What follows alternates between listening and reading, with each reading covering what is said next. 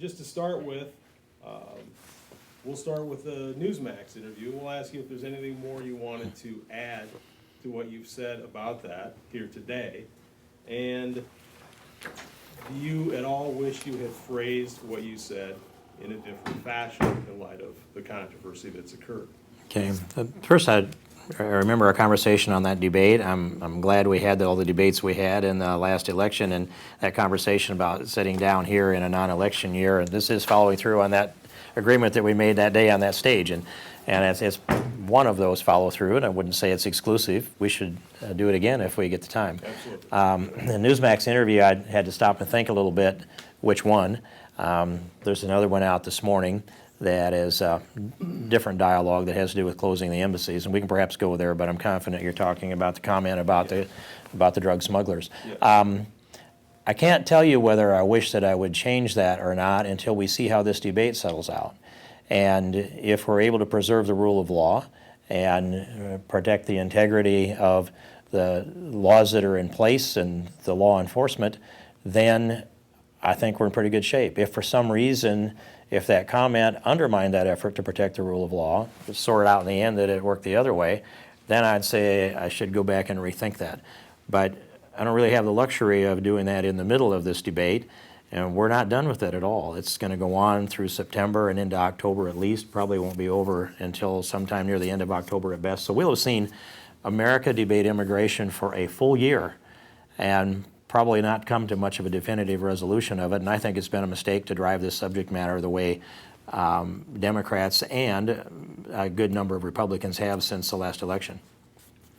Can I follow on that? Sure. Yeah, go ahead. When you make a statement like that, people get very upset right away. Is that for effect? Do you do something like that to get that kind of reaction? In the past, I've done that. I've made statements that were designed to start the controversy because we couldn't get a debate any other way. And you've talked about that when you've been here with us before, that you've done that purposely. And I tell you that on this subject matter, I could go back over the last 10 years, and I think it'd be all of 10 years. I've been telling people this for a long time. And that's why I go down on the border and I go hands-on. That's why I've unloaded illegal drugs out of there. That's why I've been there while they have apprehended drug smugglers. And this is eyes on, hands on, but this is also days of riding with the Border Patrol, sitting on the border at night, and sometimes without protection, being infiltrated on both sides, and then also sitting in a ranch house at night in the desert and having Border Patrol agents come in civilian clothes, one at a time, sit down across from me like this and tell me their narrative. And then when they get finished, quite often they would hand me about 3 sheets of typewritten paper, single-spaced, and it will be the narrative they've told me about what their life is trying to enforce the law. And I'll read through that, no names, no places, no dates. So you can't identify the source of it, but they want to make sure I know the narrative. This is a very well-grounded statement that I made, and people sometimes need to be brought up short and stop and think about what we're really doing here. The issue of the Dreamers has been mischaracterized by Dick Durbin and many others, and they tried to narrow this debate down to a discussion about valedictorians. They like to have us see it through the valedictorian lens, and what I said is there's a whole lot more to this that would be legalized too, and we better be looking at the whole picture of this. So, and the description that I used was the description that came to me, not only eyes on, hands on, but from the Border Patrol themselves. And it was not something, though, that I thought would create a lot of controversy. I hoped it would just cause people just to take a look and realize there's a lot more risk involved in this than the public dialogue would indicate. So these are things that aren't just, they have some background to them. Oh. They're not just coming out of Steve King's mouth. It's well-researched information that you're presenting to people. Mm-hmm. And so it doesn't, it's, because people get this idea that it's just he's making this stuff up, and he's just trying to attract some attention with all of this. So you're telling us that it has much more validity to it than just one man saying, this is what I've seen. You could go down to the border, and if Iowans, if Americans would walk the path that I've walked and listen to the people that I've listened to that are hands-on every day, they would understand that this image is accurate, and it's one that comes from our Border Patrol. And they called me, and they said, we're with you, we support you, your descriptions are accurate, and I'm standing here with my supervisor while I call you. And I'm not going to name those people because they find themselves that they have a career path that might be interrupted if that's why they give me the sheets of paper without names, dates, and places. So yes, it's solid, it's accurate. They said, the only adjustment that they made to my description was you might want to lower it to 120 pounds. But what that description really is about is that I want people to understand this, that it isn't only people that want to come to America, the price of which is so high that they smuggle drugs in one time and as an exchange to get into America. This is people that are doing this on a regular basis. That's why they're in shape for it. That's the description. Now, do we know that here in Siouxland? More now than we did before I spoke up, and it's a good thing to be well informed. So the 100 to 1 statistic is factual? I think that's an exaggerated? underestimate, Mike. An underestimate, more than 100. Well, we should understand that valedictorians are rare. True. And there can only be, by definition, one per graduating class. And if you start slicing that number down and you apply the dropout rate, you apply the percentage of the population that are here that are legal, and you're going to find that the number of valedictorians is small, and it only happens once a year. But every night you have drug smugglers coming across that border, and the DREAM Act legalizes people up to age 35. So, a valedictorian is only going to be 17 or 18 years old. These people are going to be anywhere from recruited by Mexican drug smugglers down to the age of 11 on up to age 35, legalized under the DREAM Act that's passed as a component of the Gang of Eights bill in the Senate. So I guess I maybe took a little bit for granted in thinking that people would look at the words that I said and process that and understand what I've described here, because I thought it was obvious. And that was going to be my next follow-up. And fear not. We're not going to ask only about this morning, but it is in the news we want to talk about, obviously. My follow-up was going to be, are you at all surprised by the reaction that comment has received? And then the other follow-up would be, is it your sense that it is, and you alluded to this, is it your sense that it will further the debate, or will your message be lost that you were trying to make amidst all the controversy? Well, I'm surprised that it grew as much as it did.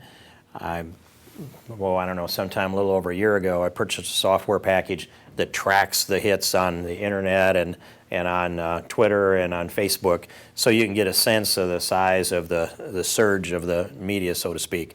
And so when it gives you a lot better sense of what's going on. Otherwise, you're out there looking at all of the Google alerts and trying to evaluate, is anybody reading them, do they really matter, and are they being forwarded? And the pattern is, we've seen it in the past, and I recognize it now, when you look along the graph of those hits and those tweets and retweets and Facebook shares and friends, it'll chug along and we get a number that's maybe, 700 or so of those a day. That's kind of a regular average. And I have to look back to tell you what the exact number.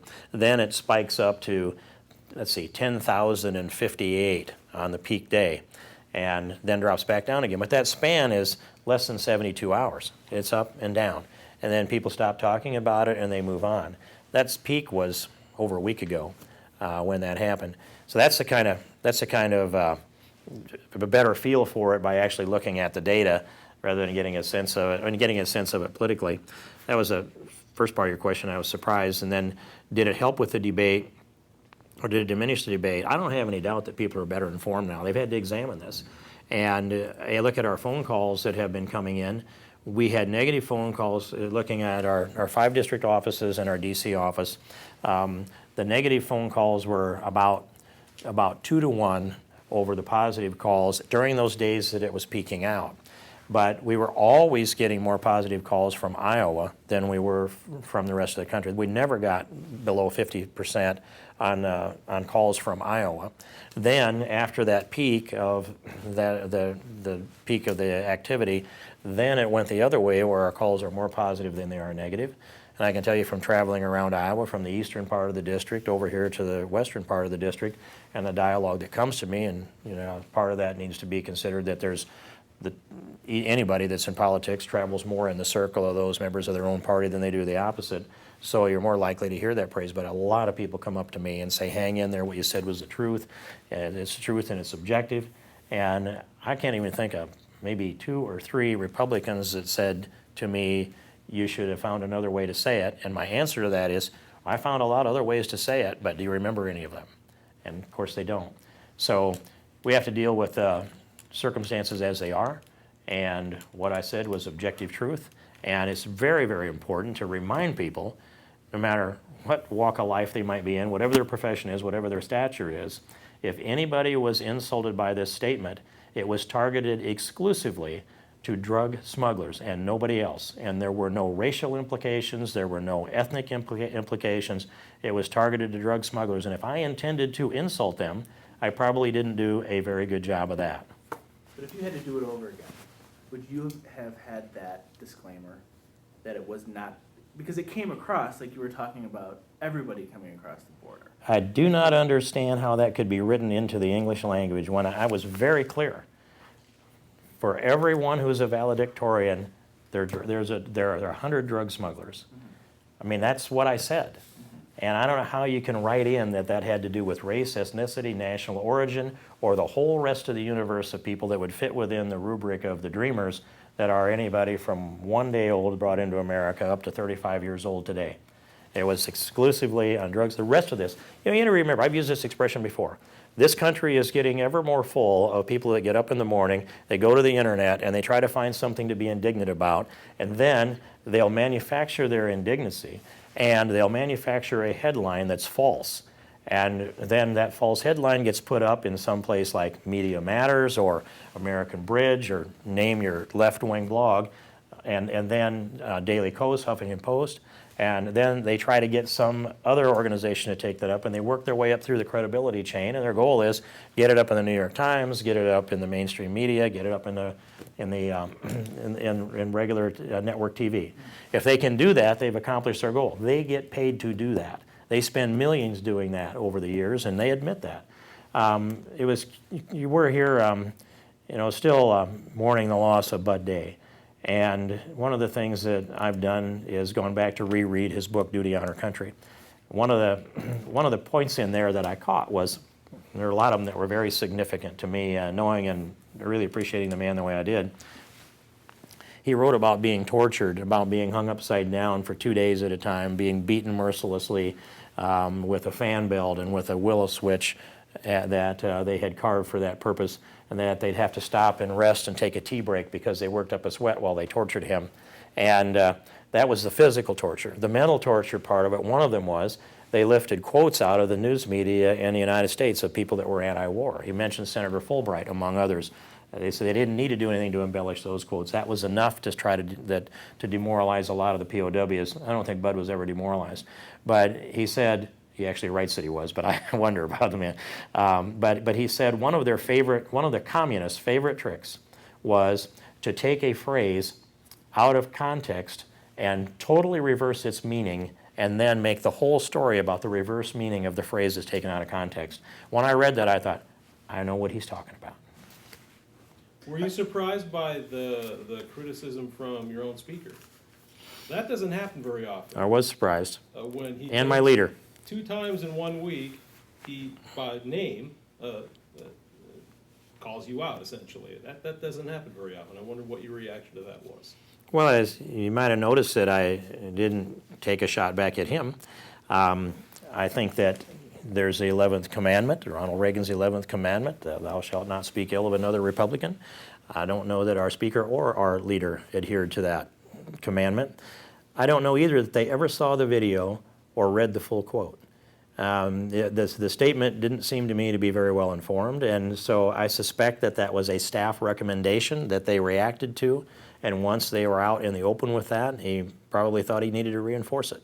But I'm going to be happy, and I am happy, to stand by my words, and I'll be held accountable for them, and so needs to be anybody else that spoke about this, no matter what their position is.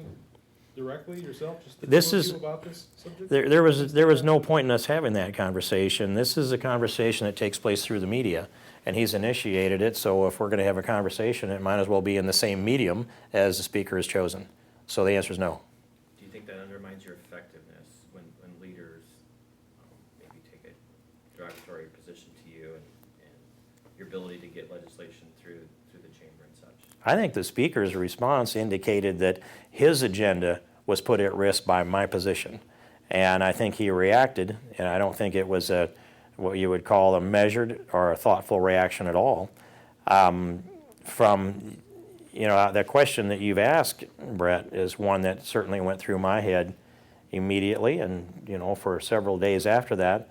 But I can tell you that the response from my colleagues when I walk into conference, it's warm, it's appreciative, it's, you if you ever had a death in the family and there are people that don't say anything to you or they'll express their sympathies, but they'll come by and they'll touch you on the shoulder or touch you on the arm on the way by. They just send you that little signal.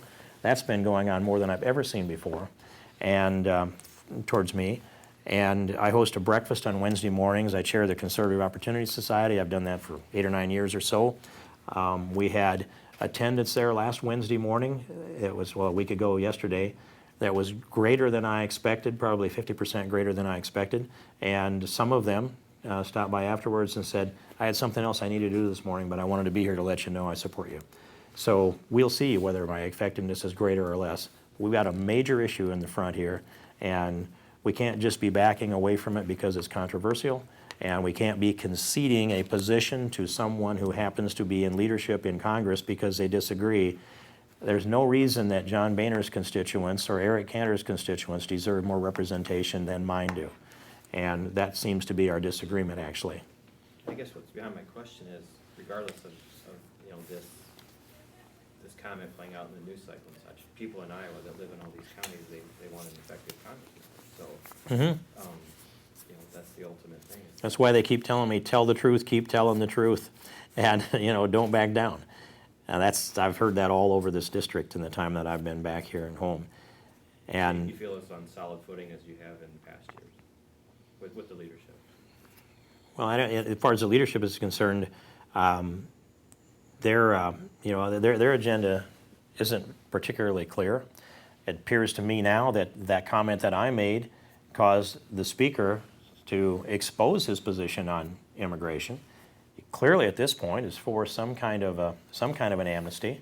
It's clear that Leader Cantor is for some kind of amnesty, and there have been a lot of guests on the part of the press and our own conference on that. So it's served a good purpose, and we've got a family discussion that needs to take place. And it'll get intense inside closed doors, and they're using the tools of their leadership to advance their agenda. So I think when we are in a distinct disagreement on something that's so fundamental, if they're seeking to weaken my leverage in Congress to advance their amnesty agenda, I don't think it's my problem then if I'm not particularly influential in convincing them that they shouldn't be for amnesty. What kind of an effect will that have on the election? I mean, is this going to do you worry that somehow this is going to undermine your ability to get reelected, or is that? When he asked the question, I actually wasn't thinking about whether that would undermine my ability to get reelected. I was thinking, what does that do to the Republican majority? What's it do to the potential for a majority for Republicans in the United States Senate? How does that set the stage for the election in 2016? Here, I have to do what I pledged to do, and I have to follow the convictions that I have voiced, the ones that I happen to also believe. So I'm not operating on the basis of trying to protect myself for a reelection. I'm operating on the basis of I gave my word and I'm going to keep it. So I think, though, that across the district, am I weaker or stronger today than I was a couple of weeks ago? I don't quite know that answer yet, but the signs I'm seeing say perhaps a little stronger. And time will tell on that. I don't want to put that marker down on the table and say I know that, but the indications are going in that direction. I am concerned about the Republican majority in the House because that's the only blocking agent for this agenda that we have seen. And if people forget what it was like when Nancy Pelosi was Speaker, Harry Reid, the leader in the Senate, and Barack Obama had a filibuster-proof majority in the Senate, those were some very debilitating times for our country. And if there's anything going on in this debate and discussion that would put our majority at risk, which is the fiscal responsibility at a minimum majority, the one restraint on irresponsible spending, then that would concern me considerably. It's a long time till the election. We've got an important principle to fight out. I thought we never should have taken up the immigration issue in the first place. The election was not about immigration. It was about jobs in the economy. And you had some establishment Republicans that woke up on the morning after the election and they said, well, Mitt Romney would be president-elect today if he just hadn't said 2 words, self-deport. Well, they were completely wrong on that. The election wasn't about it. Barack Obama and Mitt Romney didn't debate immigration. They debated jobs in the economy. They should have debated Benghazi, and they didn't do that to an adequate extent. So now this, I think it's a tactical mistake for Republicans to start November 7th and drive an immigration debate, and I'll say an open attempt to say to people, you should identify by race or ethnicity and our party. I think that identity politics are wrong. I believe we're all God's children. We should not be doing identity politics. We should always advance principles, and equal opportunity is an essential principle to advance. Moving away from that, I think, weakens our party. But from November 7th until when will they drop this topic? It clearly is going to go on into October. It looks to me like an entire year of Republicans debating immigration when we've got a corrupt IRS, when you've got Benghazi that we can't get to the bottom of. We've got a debt ceiling crisis that has been temporarily swept under the rug that is coming at us, and we have a farm bill that we need to get passed, and a nutrition policy to get agreed to. So there's much of this that we'd be a lot better off if we'd have focused on the important parts of government rather than the political side of this thing, which I think is misguided and myopic, and I think it's sacrificing the rule of law on the altar of political expediency. Before we get to other questions, I just want to just double back to make sure I understand. You said you were concerned about the Republican majority in the House. Was that if immigration reform with a path to citizenship passes, you think rank and file Republicans may turn against Republican elected officials and you could lose the House in 2014? Is that what you're saying? I think conservatives will lose their desire to support Republicans if there should be any bill that looks anything like the Gang of Eight passed through the House. They'll wonder, why do we have this majority? Why did I go out and work? Why did I donate money, put up signs, do all of this to turn out and win back the majority in 2010? What's it there for if we can't defend the rule of law? I think it really risks creating a division within the Republican Party, and it risks splitting the Republican Party. In fact, that would be pretty close to the exact language that I used when I wrote President Bush a letter on the eve of his first comprehensive immigration reform speech, which he gave on January 7th of 2004. That letter's still there, and Karl Rove and I had a 35-minute discussion after that, and he hasn't changed his mind yet. I wished he would have listened a little better. So clarify this for me, if you would, please. You don't think Congress should even be discussing immigration reform? You don't think it's a necessary discussion to have? I think, Mike, that this president has clearly established that he will enforce no law that he disagrees with. And he's proven it with welfare to work. It was written so the president can't suspend it. He did anyway. That's not a constitutional act. He did it. Welfare to work, no child left behind, with the Morton memos that suspend the enforcement of immigration law. Then also with Obamacare, when he decided he's going to extend the employer mandate another year. He has no statutory or constitutional authority to do that. So whatever we would pass on immigration, that would be border security, interior enforcement. No one in the Congress can paint for me a path by which any of that legislation could arrive at the president's desk, get the president's signature, and expect that he would enforce any of those laws. So if the president's not going to keep his oath of office, why would we think that we can pass some laws that he doesn't like that he's going to honor? And I think it's a futile thing for us to follow down that way.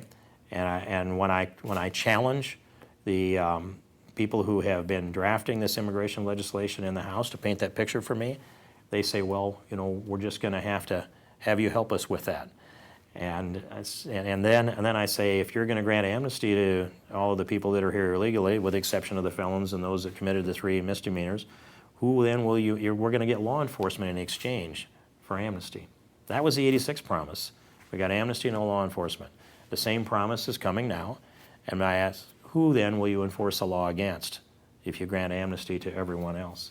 And they don't have an answer to that one either. So no, I don't think we can get a constructive result by moving forward with legislation. And I'll say the banner for this discussion should have been, or the bottom line now is, that it is not a legislative problem, this is an executive problem. This is a problem we have with the president, his refusal to keep his own oath of office, and Congress can't hold him accountable in any effective way other than cutting funding or going to court. We've gone to court, it takes years to get a result, and if he doesn't respect the judicial branch any more than he respects the legislative branch, you can't solve this in court either. The electorate has to solve it. So in other words, it's a discussion we need to have, but not under this president. Wait until we get the next president, and if it's a Republican, I would presume, you would say then that's the time to take this issue up. I think we just beat ourselves up in this year to no good end, except erode the rule of law further. And so I would not have brought up this debate. I would have been just continuing to push to try to enforce the law and do those things we can by the amendment process to try to bring about more respect for the rule of law. And I've done that, and I've done that effectively. We didn't need to have all this discussion that blurs the other topics. It gives, and by the way, this whole immigration discussion, the president doesn't care whether we resolve it or not. He's a political beneficiary if we don't resolve it, and he's a political beneficiary if we do resolve it. And so a long fight for him, he's just very happy with that because it's a shield that protects him from Benghazi. It's a shield that protects him from the IRS corruption and who knows what else that's out there. He'd a lot rather have us talking about immigration than digging into Benghazi or the IRS. And there are a few Republicans that understand that. I'm one of them, but I don't know that that's the case universally across our conference. Because here's what that sounds like. That sounds like just political gamesmanship. It doesn't sound like what's for the greater good of the country, which is tackling an issue of importance. It sounds like games being played politically about when we should talk about this and when we shouldn't, depending on who might benefit, who might win, and who might lose politically, being devil's advocate. That's what it sounds like to me. Okay, and I'd say back to you then, Mike, that Republicans are being gamed by Democrat political gamesmanship by driving the immigration debate, and Republicans being unwilling to say, that's about politics. We have important issues we need to address. I've been telling our team that for a long time. And they have, our leadership has a different agenda, but there's a growing group of strong rule of law, constitutional conservatives that understand this the way I've described it. You mentioned the word it would be futile to pursue this while he's the president. Speaking of futility, why is it not futile to pass a repeal of Obamacare 40 times by the House when it's not going to go anywhere with the Democratic Senate and, again, this president? I know that's been reported a lot of times, 40 times repeal Obamacare, and I don't remember that many. I do think that we've probably had 40 votes that amended Obamacare, repealed a component of it, and so that fits within that amend or repeal would be, I think that's a more accurate piece of that. There have been about 6 or 7 or 8 different places in those votes that it's actually brought about a change in Obamacare that got to the president's desk and was signed as part of a broader bill. So this exercise is part of the public debate on Obamacare, but I'm for the full repeal of Obamacare. I always have been, and it's unlikely that that'll ever change. But it's part of it is messaging. And you know, one of the things that I've learned in this business is that you can go down there and walk into the United States Congress and you can be 100% right, and you can be on principle and on economics and name your list. And you can look people in the eye and you can tell them and they can say, I agree with you. But you can't count on them voting with you until their constituents will support them in that vote. So much of this is about messaging. And a good number of years ago, I shifted my approach to messaging to the national component of this, and I know, Brett, you and I have talked about this, because of the frustration of convincing my colleagues I'm right, but them being unwilling to speak or vote in that direction. So I do as much network radio and national TV and op-eds that we can get placed in national publications as I've got the time to initiate and get them done, because I'm trying to move the political center of America in the direction towards where we are in Northwest Iowa. And that's something I don't hear any other politicians talking about. There are a good number that must understand it because they do that too. But I'm not, I'm not afraid to describe it that way. It's one thing to go to Congress and vote your district and protect your seat by just simply being non-controversial, put up a vote, avoid disagreement, and steer your way down through the path of the political iceberg, so to speak. That's actually pretty easy to do. It's another, though, I mean, what does that do for this district and the people that live here in this new 4th district now? If I just simply conform to the consensus that we have here and stay away from controversy, you don't move an agenda. And so I can say, I've been with you all along, but what do we actually accomplish? On the other hand, the path that I'm down here of representing my constituents here, and I think that that's pretty clear, but also trying to move the political center to conform with the political center in this district, it's something that is subjective to measurement and hard to describe and hard to measure that there's success there. It takes a long time to make that difference. They're incremental, and you can't identify that your own actions and words have actually moved that in a distinct way because there's so many different forces at play. So I'm aware of that, but our culture needs to be moving in the right direction. I'm trying to move the culture in the right direction, and I think it's moving it into conformance with the people in this district. What you just said there reminded me of listening to Sean Hannity the day after the election last November. And he said he thought that on that day that the election results showed him that America was not necessarily is more center-left than center-right. Do you think, is that accurate as we sit here today? I don't, so that's another subjective judgment. I don't know. I'd say that in my adult lifetime, America has moved to the left rather than to the right on balance. It's not been a straight line. It's kind of like a sawtooth graph, but you tip that saw, and I think it would tip towards the left over the last, the years that I can remember in adult memory.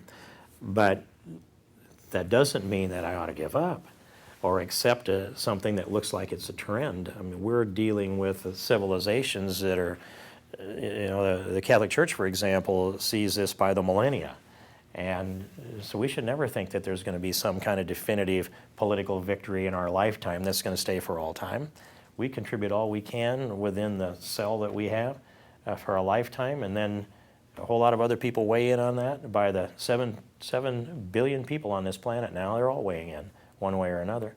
And we'll all be gone one day, and there'll be a new wave of people. So we just do the best we can within the cell we have to influence. How do you check the pulse of the district so you know that they're still with you on any issue? Well, I travel around and engage in this and do public meetings and stop in and I stop in and do meetings. Yesterday I had meetings with our rural electric cooperatives, and I've done that for the last couple of days. They give me a good feel. It's just a number of different ways. But we also have our staff around the district in 5 offices. They're an input and they're a filter. And so, for example, when Bill and I are on the road this morning for an hour and a half, I'm getting a download on what he sees and hears, and that happens with all of our people. So what about that bunch, though, that doesn't agree with you? Do you, as long as you have a majority, is that enough?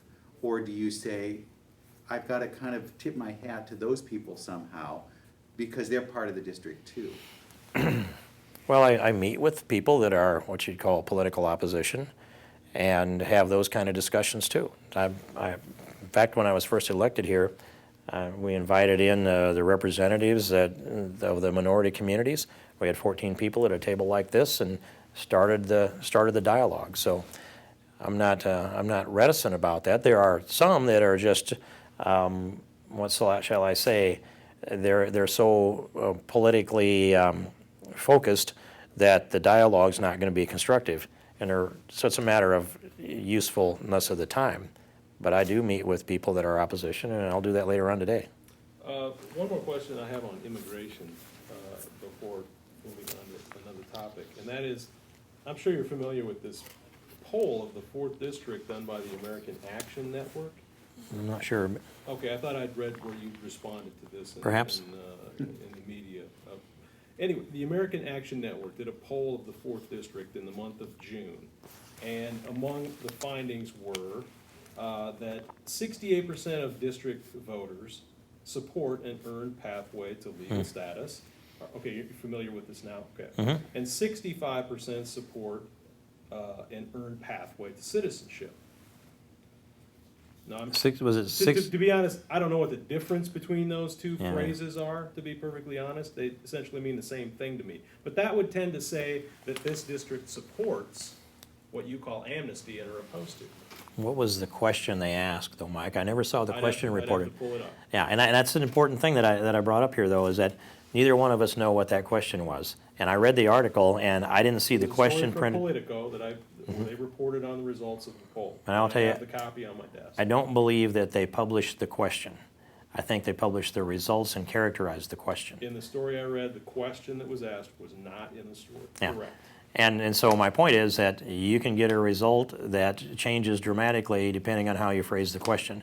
And I know when I read the article, I thought, I'd like to see the question, because that doesn't sound to me like what I'm hearing across this district. Okay, that was going to be my question, Mm-hmm. was, first, what's your reaction to the poll? And then two, do you disbelieve the results of the poll, given what you hear Mm-hmm. from constituents as you travel the district? Not knowing the question, I would say that I don't think that represents the district. I think it was likely a question that was characterized to produce a result, and we know that happens consistently. Trying to remember, it's not probably going to come to me, there was a PPP poll I saw sometime in the last couple of weeks that was so way off the mark, and I burst out laughing when I read it, and I should remember the question, but the results were so skewed when you read the headline, and you know that it was asked for the, oh, I remember what it was. Yeah, the result wasn't so skewed as it was this, that the PPP is one of those polls that's run by Democrat operatives, and everybody knows that reads that. And so I believe it was, they went to Alaska, and they asked, what's your preference for Republican nomination for president? Rand Paul came out first with some 20-some% or so. Sarah Palin did pretty good up there, and they went on down the line. But one of the people they asked on the list was George. It was all presidential candidates, likely presidential candidates, except they added George Zimmerman to that. Now, why would you add George Zimmerman to a presidential poll in Alaska unless you wanted to be able to get a result that would say George Zimmerman beat one of our candidates in a poll, and then that's your headline? So that's probably the extreme of what could have happened with this poll. Were you gonna ask something else related? I just If wanted- not, I was gonna move on to Yeah, Farm just, Bill. just a quick clarification, but you talked about meeting with people and, you know, as in the new fourth. Are you, usually in August you have town hall meetings, have you set town hall meetings yet? We've done some of those public meetings, and I don't have that schedule is not firm and definitive yet as far as the balance days of August are concerned. So at this point, I'm not ready to announce others, but I did one in Carroll yesterday, and the day before, I'm trying to remember the other town I did, Fort Dodge.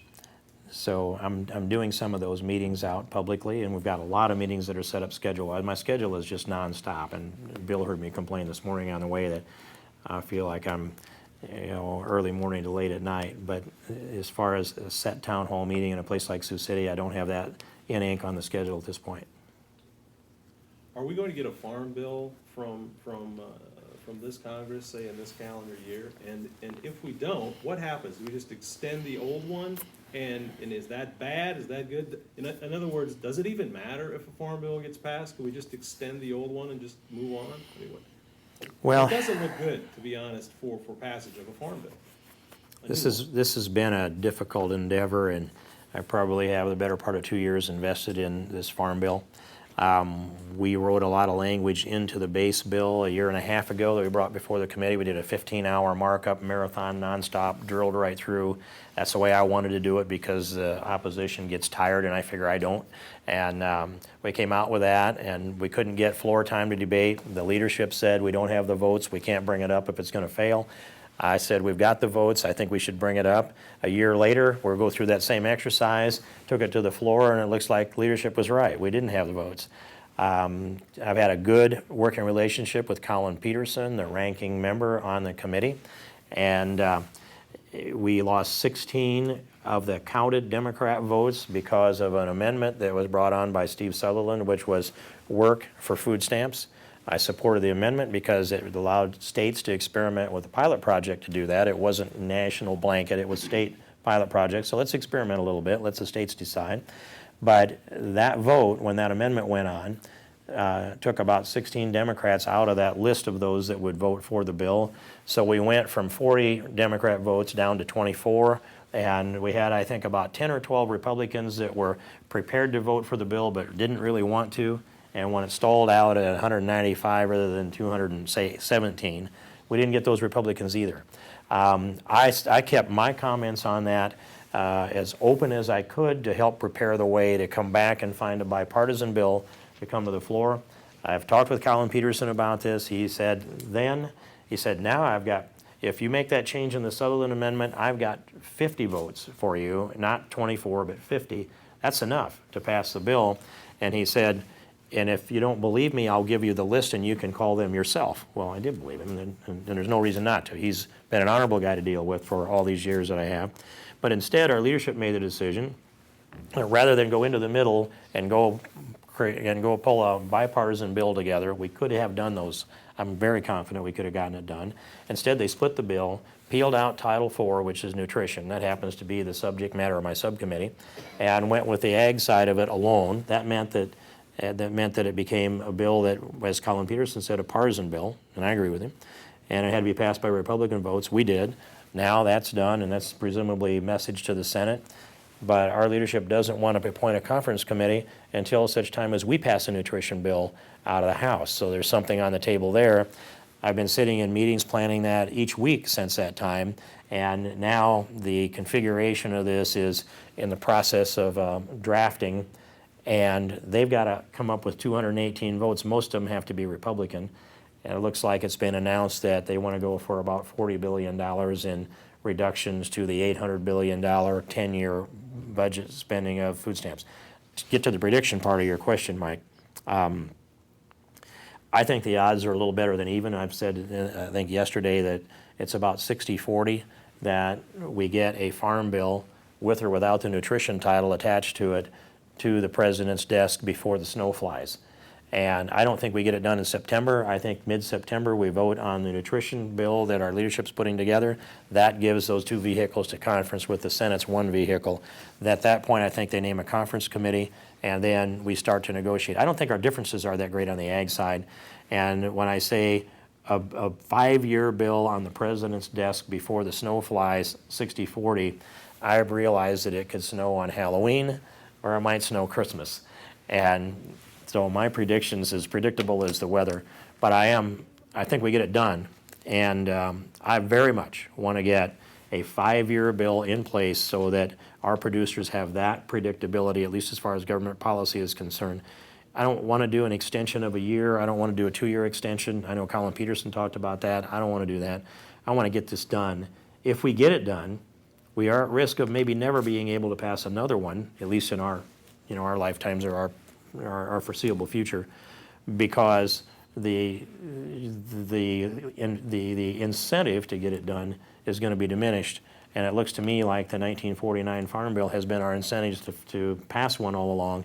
I don't want to lose that leverage of that, but they want to take that out. They've already taken it out of the Farm Bill. So it's just a tough, difficult place to be. I don't like going partisan on something that's been nonpartisan, especially. I think we could have done it in an entire package. We'll see what emerges on the other end. All right, so splitting out the food stamp part made it more difficult.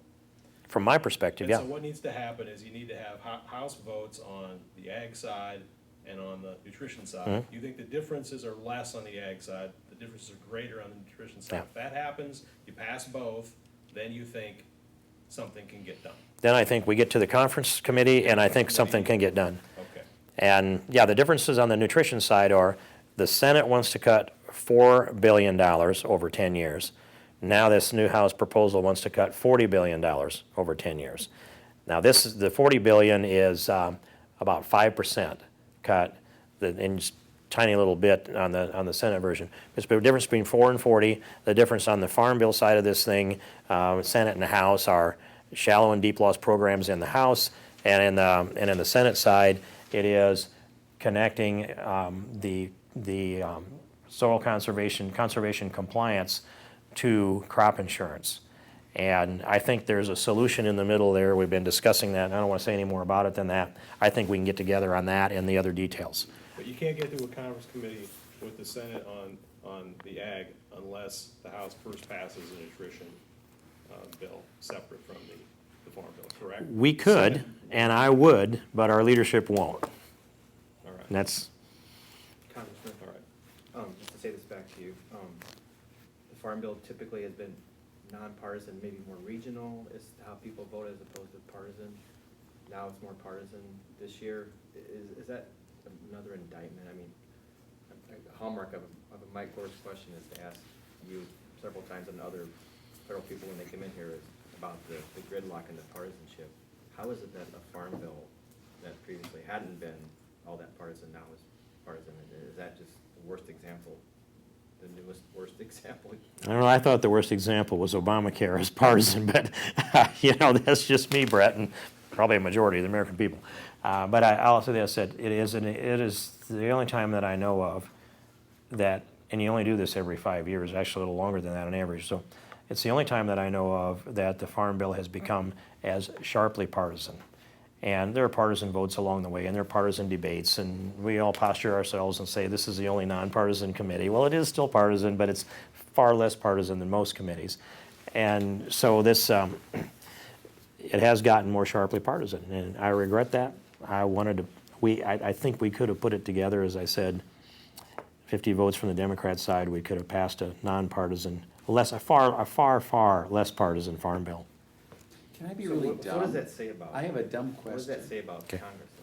What, Well, it depends on which side of the aisle you are and how you postured yourself and what you believe and what you did and what your actions were. And for me, you know, remember, I brought the most controversial amendment to the markup in the Ag Committee. And that's the PICA amendment. It's now known as the King Amendment. I didn't name it that. That's the shorthand they're using in the press. And it is the most important amendment to the Farm Bill and one of the most important components to it. What it does is it prohibits the states from regulating the means of production or manufacture of our agriculture products. And so when California says you shall have this cage size for your hens, that's fine for the people that are raising hens or that are producing eggs in California, but it's not fine when they tell us in Iowa you're going to all have to have cage size that matches California. That's just one of the examples of a number of products that are being regulated that way. I brought that amendment last year, and I brought it this year. HSUS, the Humane Society of the United States, kind of I'd say a poorly named entity. They become an ever more active lobbying organization, and it's more and more clear that I call them the vegan lobby, just because that's what they're moving towards always. They fought this thing hard for a year. I had the bipartisan support in the committee that my amendment, even though it was fought vigorously by the California delegation particularly, it passed by a vote, I believe the number was 33-11. So, you know, I look at the committee and I think, if I've got bipartisan support for that amendment, which is, it's good for the country because it restores the Commerce Clause of the Constitution back to the intention of our drafters and our framers, that's a testimonial to bipartisanship. But the difference in the partisan piece of the Farm Bill was nutrition. And people came on the Ag Committee from the inner cities that don't know a single thing about agriculture. Well, let me see. Everybody has to know something about agriculture. You know, everybody has a plant or a geranium or something. So let me say, people came on the Ag Committee that don't have an ag background and they don't have an ag opinion. They just came because they wanted to advance the nutrition aspect, the SNAP food stamp piece. So that's going to make it a sharper committee division between urban and rural. There are more urban Democrats than we've ever seen before, and they're on there to advance food stamps. So that's another way that gets configured to be more sharply partisan than we've seen in the past. we ask you maybe a permutation of this question every time you come in here, but it's about gridlock and partisanship and such, but is it worse in 2013 when you started in 2003 overall? Yes. Oh, yeah, clearly it is. The climate there is sharper and more divisive than it was in 2003. I don't know how you'd get a sharper, more divisive climate than we had, though, in, say, 2009 and 2010.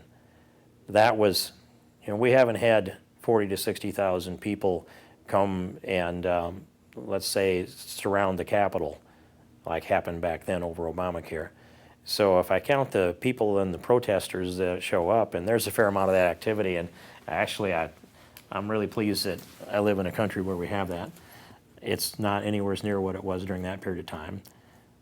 So I think that it was more partisan then than ever during that peak time of 2009 and 2010. It's less partisan now than it was then, but that doesn't mean I like it. Why isn't there more compromise? Why, with Ronald Reagan, the compromise style, why isn't there more compromise? Well, we have a president that's further to the left than any president we've ever had. And I don't think that's a judgment call. I think that's just it's a matter of fact. And then when you get the division of the Republican majority in the House and their quick reaction force of the public sending more conservatives to Congress because they see the overspending, the irresponsibility, the government takeover of our health care, the cap and trade legislation that failed, now a president, though, that's implementing a carbon tax by regulation. The quick reaction force designed in our Constitution for the House of Representatives had 2 elections now, 87 new freshman Republicans in 2010, and I don't remember what our number are now, but it's another good bunch of people. About half of the Republican conference wasn't in Congress 2 2/3 years ago.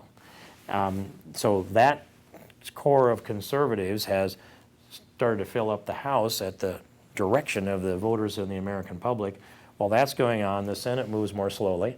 And there's little things can make big differences in a single election that shifts the majority in the Senate. Whether or not you measure that as the voice of the people or not, I think it still reflects the voice of the people. But Harry Reid has been the shield that blocks anything going through the Senate that the president doesn't want on his desk. So what's the House do? Should try to pass good, responsible legislation designed to be at least a message to the American people on what we could do if we didn't have that barrier in the way, and hopefully create the kind of public support that will cause compromise in the Senate as well that can get to the president's desk. It does happen, it happens in the margins, and it usually doesn't make the news. That's how I see it. Do you mind if we go over a little bit on, do you have a pending appointment that you need to get out of here? Can we go a little bit beyond our hour? I think we should go a little beyond, Mike, and I'm going to watch Bill, and he'll give me that anxiety moment, We and can then, go about 10 more minutes, Mike. Okay, Okay. I got a couple of things. You wanted to jump in. I'm Sorry, sorry, Bruce. it's a stupid question, but why didn't you run for Senate? oh, Oh, that's a good question. yeah, that is, yeah. It took me 2 months to answer a stupid question then. But when that opened up, I remember I got the email that says Tom Harkin's going to retire. And you could just stand and watch my email, and it just flowed.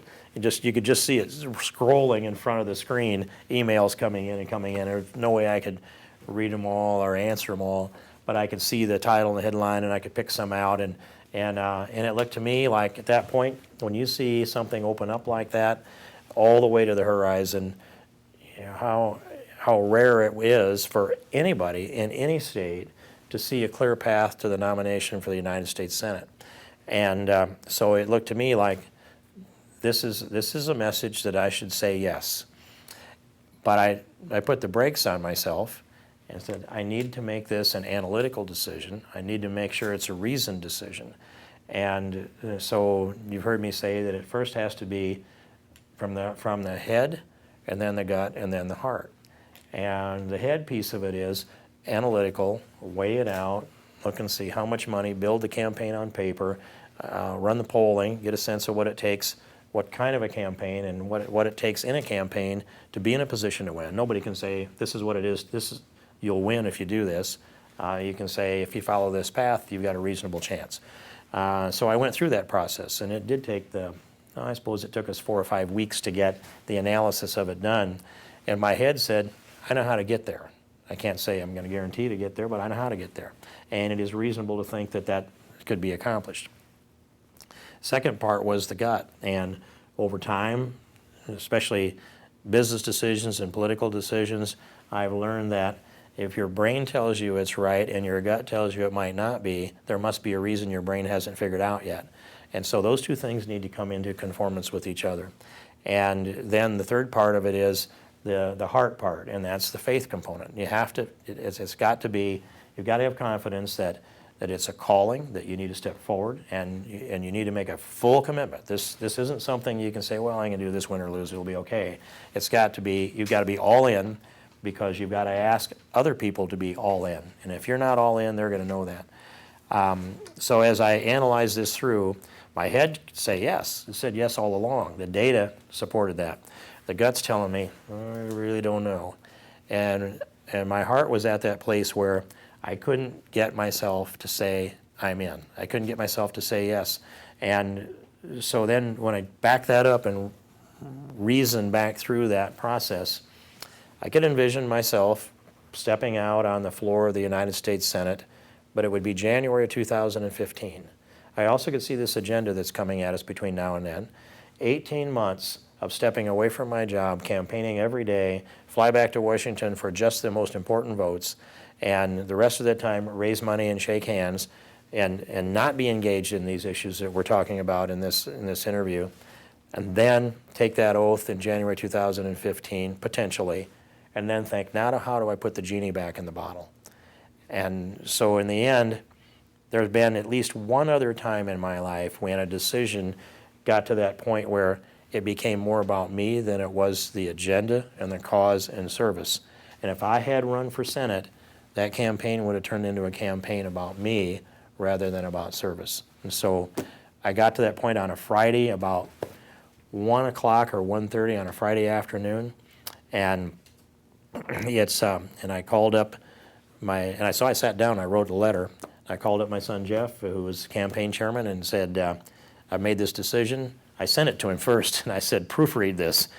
So he proofed it, and Marilyn proofed it, and they made a couple of edits, mostly typo edits, and then I went to the office, and we sat there and queued that up and just sent it out that Friday night. So by 7:30 that night, we were done. Decision made at 1:30. By 7:30, told everybody it was done, and you would think then I would have felt this great feeling of relief. I felt better. I felt better the following morning, but that feeling of relief didn't actually come completely around for about a week, and because I was so deeply into the decision that it took a while to unravel it. But then now that decision is behind me, I'm confident it was the right one, and I've been completely focused on doing my job, and it feels good. Good, thanks. Thanks for asking that, Yeah. Bruce. I appreciate I want it. to go back as we wrap up to the gridlock again, and I'm not exactly sure how to frame this, and it's somewhat unfair. I mean, you're only one of 535 members, so, but you're our guy, so we ask you what you think about this stuff. But the accomplishments of the 113th so far, in my opinion, not much.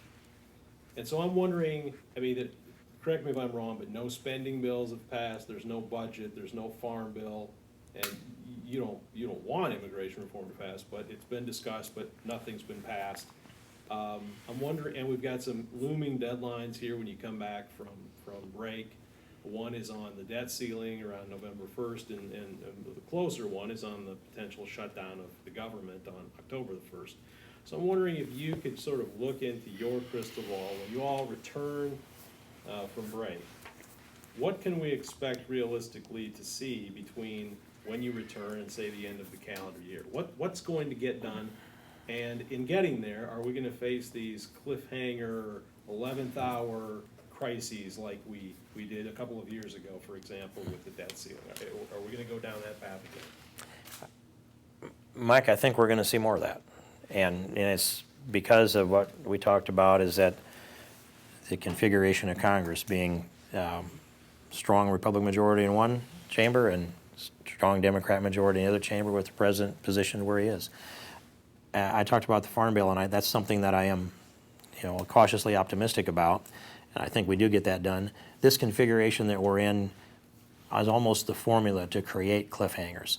When we've passed several appropriation bills out of the House, I don't live and die by them very much. I engage in them and amend them where I need to, but they'll all go over to Harry Reid's desk and be put in his desk drawer. And sometime near the end of September, when we get to the edge of the cliff, he'll pull them out, he'll draw a line through those things he doesn't like, he'll write in the things he does like and say, here you go, this is the CR, take it or leave it. And then there'll be some negotiations that go on, there might be and then at some point, a continuing resolution gets passed. It's crisis management brought about by the separate majorities, House and Senate, and the president being where he is. We have in the past passed 12 appropriations bills and maybe a supplemental appropriation bill up to 13, and they all go over there in Harry Reid's desk and get stacked up, and they send it back to us as a CR or an omnibus spending bill, depending on the crisis that we're in. And so throughout all of that, there's a fair amount of gamesmanship, there's a fair amount of messaging that goes on. And the messaging that we do through the media affects, to some degree, the language and the numbers of these appropriation bills. Are we going to be, are we going to see a government shutdown? I don't know. At this point, I'll say I don't expect that it gets to that.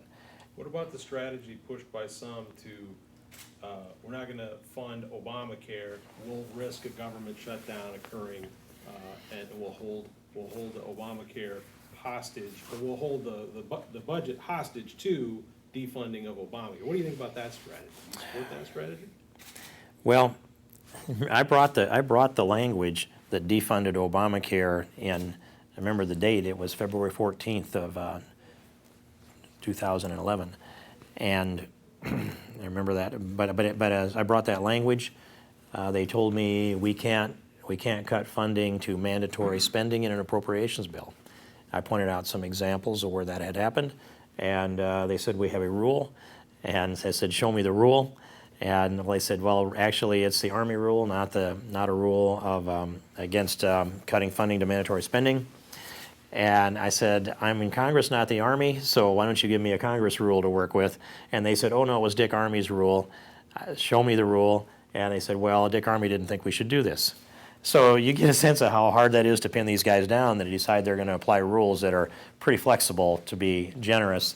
But I didn't have the support from, I didn't have enough support from Republicans to get that done. I did bring the amendment. They set it up in such a way that it was attached to the continuing resolution, and the result of that was my amendment went on, it passed, and it shut off the funding to Obamacare, but they sent it to the Senate in such a configuration that the Senate peeled that amendment off, voted it down, and then moved the rest of the appropriation.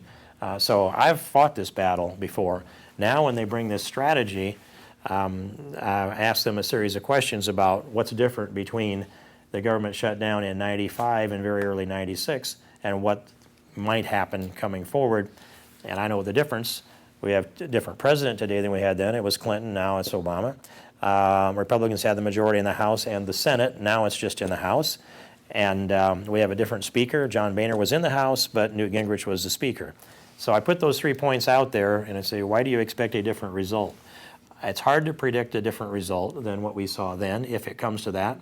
But also the belief, and there's logic to this, that we've tried my approach in 2011, although we didn't get the language in the vote that would have brought it about because the Rules Committee moved that, I think, at the direction of leadership. And some thought that the presidential election would shift this, that Romney would be elected, Obamacare would be repealed. And some thought the Supreme Court will save us from this debacle. Of course, it didn't. So now it's down to, if you're going to block Obamacare from being the train wreck of implementation that Senator Baucus talked about shortly before he announced his retirement, this may be, I don't know about probably, it may be the last tool in the toolkit. So there's some logic in it since it is down to the last tool perhaps. But it's going to take a lot of messaging. It's going to take a lot of support from the public. And if there is a government shutdown, remember, Republicans want to make sure that the resources to run all the other functions of government will be there. There won't be any initiation of a shutdown on the part of Republicans. That's completely out of the scope of what would happen. No one wants to do that. They just want to say, we're not going to put any more money into Obamacare. You can't implement it. We're going to run the rest of government without. So it being the last tool in the toolbox perhaps tells me that it's probably worth a shot. And my level of optimism is, I'll say, comparable to my level in 2011. And no, it's probably a little less. But if you made a prediction, you would predict you said there will not be a government shutdown.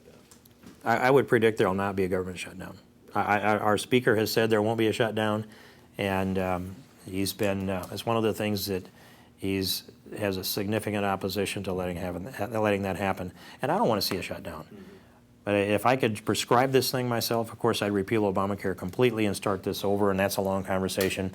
If I can't do that, I would shut off the funding to implement it.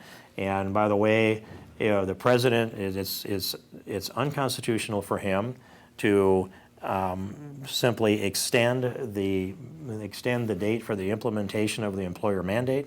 The bill says shall be implemented in each month after December of 2013. So that's not a constitutional act on his part.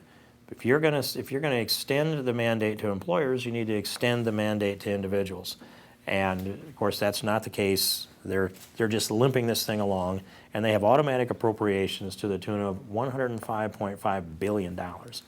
So there's a lot to discuss here, but in the end, it's going to be hard to envision how Barack Obama gives up on his namesake piece of legislation.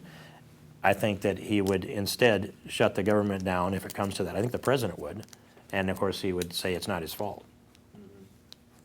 You say your bill shifting. Yeah, he's sending me He's signals. halfway out the door. He can't get me to stop talking. That's his problem, always. Let's just say this back to you. Mike asked if you backed the plan in the fall that